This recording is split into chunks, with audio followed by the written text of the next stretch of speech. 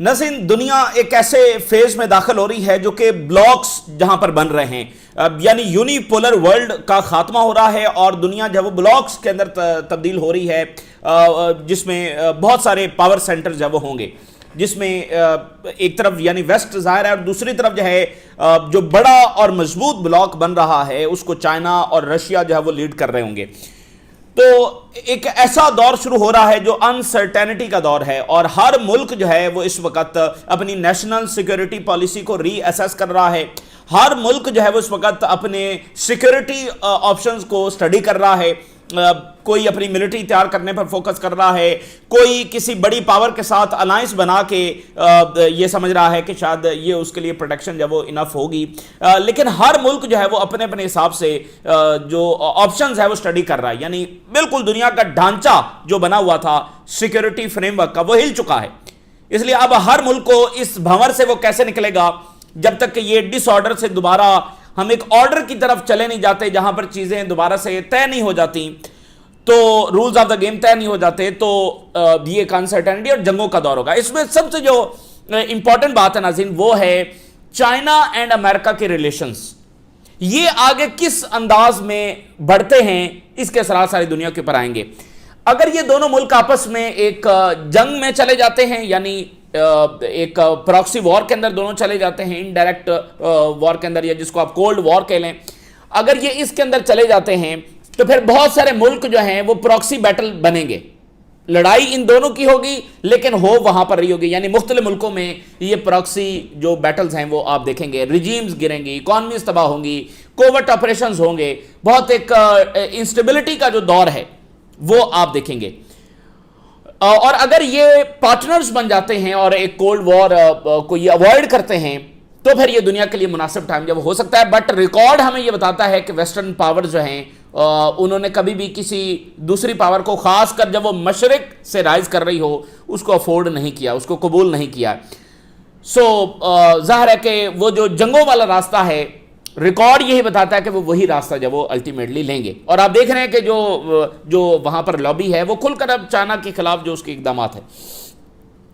तो अब इस तनाजुर में यानी आप ओवरऑल ग्रेट पिक्चर को, चाहे वो मिडिल ईस्ट की हो, चाहे वो एशिया की हो, चाहे वो अफ्रीका की हो, चाहे वो लैटिन अमेरिका की हो, चाहे वो ताइवान की हो, चाहे वो यूक्रेन की हो, इस ग्रेटर पिक्चर में आप इस सारी बात को देख सकते हैं। अब आ जाइए जरा मिडिल ईस्ट के अंदर।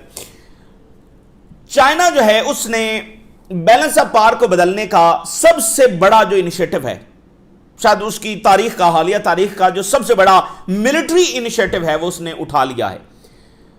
और ये इतना बड़ा इनिशिएटिव है कि वाशिंगटन और तल अवीव के पांव तले से जमीन खींच ली है चाइना ने।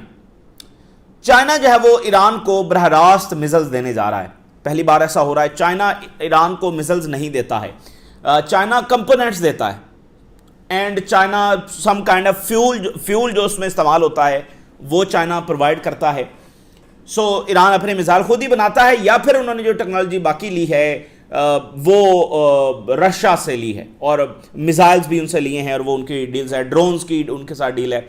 लेकिन चाइना जो है उसने अपने मिसाइल्स ईरान को नहीं दिए हैं, ये कहीं इस्टेब्लिश नहीं है। कंपोनेंट्स दिए हैं, एक पुर्जा दे दिया, इसकी ये चीज़ दे दी, बहुत वो बेनिफिशरी साबित हुई, बहुत ज़्यादा फ़ायदेमंद साबित हुई ईरान के लिए। बट अब चाइना अपने मिसाइल्स डायरेक्टली जब वो ईरान को देने जा रहा है, और कौन से मिसाइल? एंटी एयरक्राफ्ट मिसाइल, अमेरिकी और इजरायली तैयारों को गिराने वाले मिसाइल जब वो चाइना देने जा रहा है। और ये एक बड़ा अहम मैसेज अरब वर्ल्ड के लिए भी है या बाकी मिडिल ईस्ट के मुल्कों के लिए जो ईरान पर हमले की तैयारी कर रहे हैं इजराइल और अमेरिका के साथ मिलकर। उनके जहाज जब जाएंगे ईरान में तो शायद वो वापस नहीं आ सकेंगे। ईरान जो है वो जेट्स का कब्रिस्तान बनने जा रहा है इन चाइनीज मिसाइलों के साथ, क्योंकि ये ऐसे मिसाइल हैं जो चाइना ने किसी को नहीं दिए, और ये ऐसे मिसाइल हैं कि ये इनकी इफेक्टिवनेस जो बहुत ज्यादा है। अभी तो आपने देखा कि ईरान ने अपनी ही टेक्नोलॉजी और अपने ही मिसाइलों से अमेरिका के और इजराइल के और इन सब के जेट्स जब वो गिराए हैं। अब ये चाइनीज जो मिसाइल हैं, एंटी एयरक्राफ्ट मिसाइल, वो ईरान के पास होंगे। तो जो जहाज वहां पर जाएगा, यानी वहां पर एक जेट्स का कब्रिस्तान जब वो बनने जा रहा है। ये ऐसा वाकया है कि जिसमें वाशिंगटन और तल अवीव और वेस्टर्न कैपिटल जब वो हिले हुए हैं और जब चाइना ये मिसाल दे रहा है तो रीजन को भी मैसेज चला गया, उन ओआईसी मुल्कों को भी मैसेज चला गया जो ईरान पर हमला करने के पर तोल रहे हैं और इजराइल के साथ मिलकर ये सारे प्लानिंग्स कर रहे हैं, उनको भी मैसेज चला गया कि चाइना अब ईरान के साथ किस हद तक खड़ा है। और आप ये जानते हैं कि चाइना का एक एक स्टेप, एक एक वर्ड, एक एक लाइन, एक एक स्टेटमेंट, एक एक इकदाम वो कितना कैलकुलेटेड होता है, उसके पीछे एक बाकायदा मुशावरत होती है, उसके साथ एक लॉन्ग टर्म स्ट्रेटजी जुड़ी होती है। वहां पर ऐसा नहीं है कि किसी बिलियनर ने उठाकर कोई असला डील जब वो कर ली, वहां पर ऐसा नहीं है।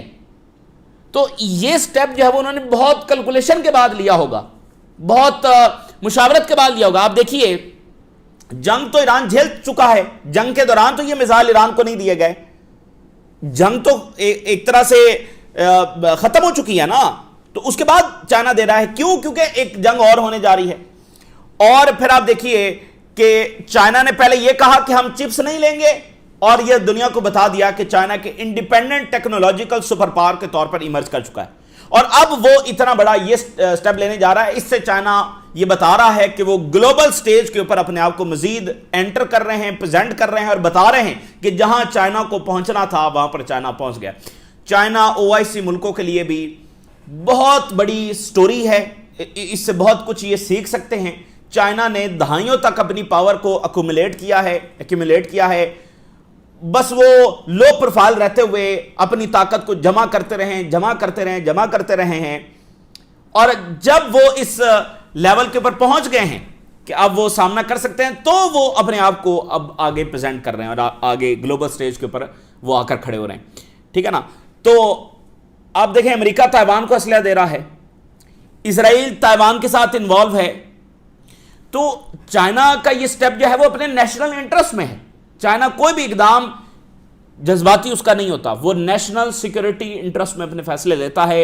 ईरान को ये मिसाइल्स देना चाइना के नेशनल सिक्योरिटी इंटरेस्ट में है। वो किसके खिलाफ दे रहा है? अमेरिका और इजराइल के खिलाफ। दोनों ताइवान में इन्वॉल्व हैं और असलहा उसको प्रोवाइड कर रहे हैं, और अमेरिका हालांकि वन चाइना पॉलिसी जो मानता है। और फिर देखिए कि इस जंग में ईरानियंस ने यह साबित किया है कि they are the reliable partners. वो चाइना के साथ इत्तेहादी बन सकते हैं अमेरिकन हेजेमनी को कन्फ्रंट करने के लिए, यानी वो रिलायबल हैं। देखें, ये बहुत मैटर करता है ना कि आपने जहाज दिए, पता चला कि जंग हुई, आप फारे हो गए, वो जहाज दुश्मन के हाथ लग गए। आपने असला दिया, आपने टेक्नोलॉजी दी, आप कोलैप्स हो गए, पता चला वो दुश्मन के हाथ में चली गई। तो ये सेंसिटिव टेक्नोलॉजी जो है वो जब चाइनीज को ये उन्होंने स्टडी कर लिया है और इस जंग में देख लिया है कि ईरान सर्वाइव करेगा, तो फिर वो ये देने जा रहे हैं। और साथ इसका मतलब ये भी है कि वो ईरान को कोलैप्स भी नहीं होने देना चाहते, इसलिए अब उन्होंने डायरेक्ट जो मिलिट्री सपोर्ट है वो देना शुरू कर दिया। अब वहां पर एक पूरी खलबली जो वो मची हुई है इस एक खबर के साथ, क्योंकि ये बैलेंस ऑफ पावर को बदलने वाला बहुत बड़ा इनिशिएटिव है। और ये चाइना का एक इकदाम नहीं है, ये आगाज है ऐसे इकदामात का। प्यूटन जो है वो चाइना आ रहे हैं अगले 72 घंटों के अंदर। आप देखेंगे ट्रंप गए हैं तो प्यूटन आ रहे हैं। ये दौरा ट्रंप के दौरे से कहीं ज्यादा अहम होगा, क्योंकि इसमें असल चीजें तय होना है। इसमें चीन और रशिया ये बैठकर डिसाइड करेंगे कि अब आगे क्या करना है और कैसे चलना है। और ईरान पर हमला होता है, मिडिल ईस्ट के मामला, यूक्रेन, ये सारा। और फिर आप देखेंगे ब्रिक्स जो है वो एक ज्वाइंट स्टेटमेंट जारी नहीं कर सका। ब्रिक्स एक ज्वाइंट स्टेटमेंट जारी नहीं कर सका, तो ब्रिक्स को भी तो फिर जरा रीशफल करना है ना भाई। ये वेस्ट के सामने ही आपने ब्लॉक बनाया ना, वेस्ट को फेस करने के लिए। तो ये कौन सा ब्लॉक है जो एक ज्वाइंट स्टेटमेंट ही नहीं जारी कर सका? तो ये तो बड़ी, और हमला भी ब्रिक्स मेंबर के ऊपर हुआ, ब्रिक्स मेंबर के ऊपर, और बड़ा इंपॉर्टेंट मेंबर जिसके ऊपर ये अटैक हुआ, और एक स्टेटमेंट जब ब्रिक्स जारी नहीं कर सका, ज्वाइंट स्टेटमेंट। तो इस हवाले से भी ज़ाहिर बात होगी। और हम जो आपको ये बात करते रहे हैं कि देखें, अमेरिका की और इजराइल की तो कोई हद नहीं है। वो छोटे मुल्कों को और निशाना बनाएंगे, वो अफ्रीका में, लैटिन अमेरिका में, एशिया में एक एक मुल्क के पीछे जाएंगे। तो क्या उनको बचाने के लिए चाइना और रशिया आगे आएंगे, या अमेरिका और इजराइल इस दुनिया में जो मर्जी करते फिरें? चाइना और रशिया ने अपनी एक हदबंदी लगा रखी है कि वो इससे आगे नहीं बढ़ेंगे। तो क्या वो आगे बढ़कर इन मुल्कों को सेव करेंगे?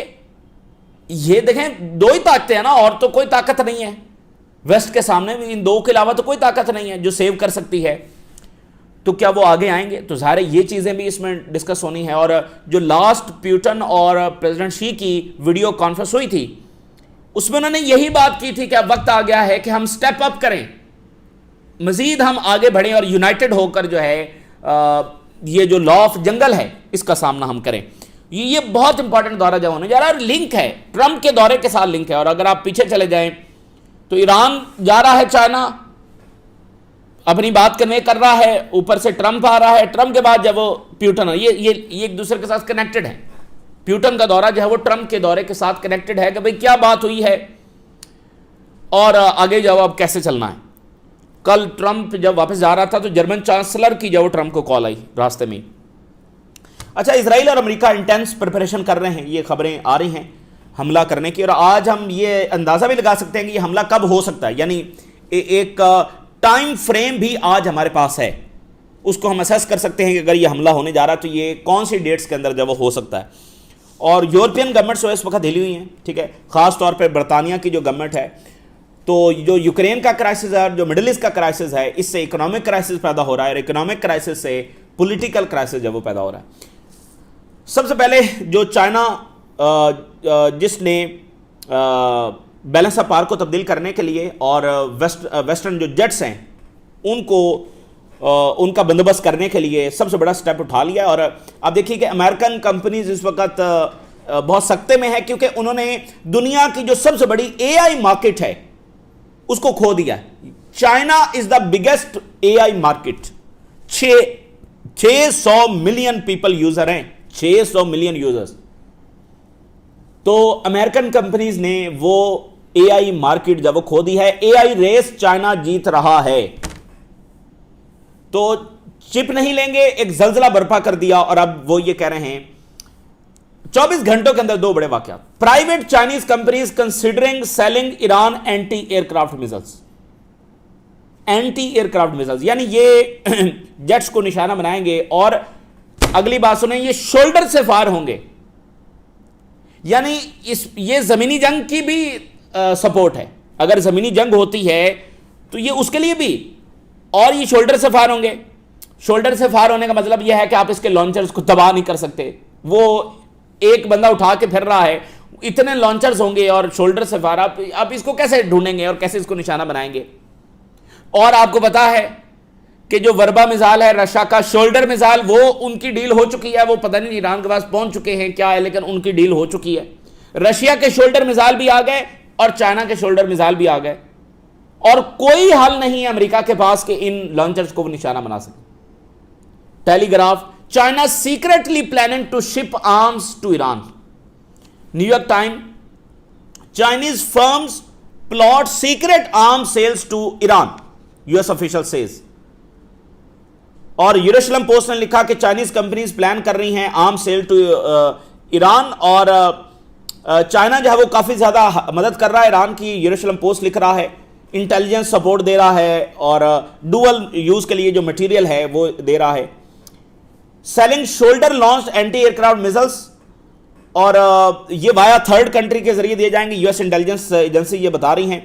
ये कंट्री जो है वो अफ्रीका का कोई मुल्क भी हो सकता है, यानी चाइना इसको इनडायरेक्ट दे रहा है ताकि इसकी डिलीवरी जो ट्रैक ना की जा सके एक थर्ड कंट्री को। और ये थर्ड कंट्री जो है अफ्रीका का भी हो सकता है, एशिया का भी हो सकता है, और यूएस इंटेलिजेंस एजेंसी ये बता रही। अब आप वेस्टर्न मीडिया के एंगल देखिए, उनके हेडलाइंस देखिए, ऐसा वो इस तरह से लिख रहे हैं प्लॉट सीक्रेट, मतलब जैसे कुछ चाइना बड़ा ही इलीगल काम जो है वो करने जा रहा है।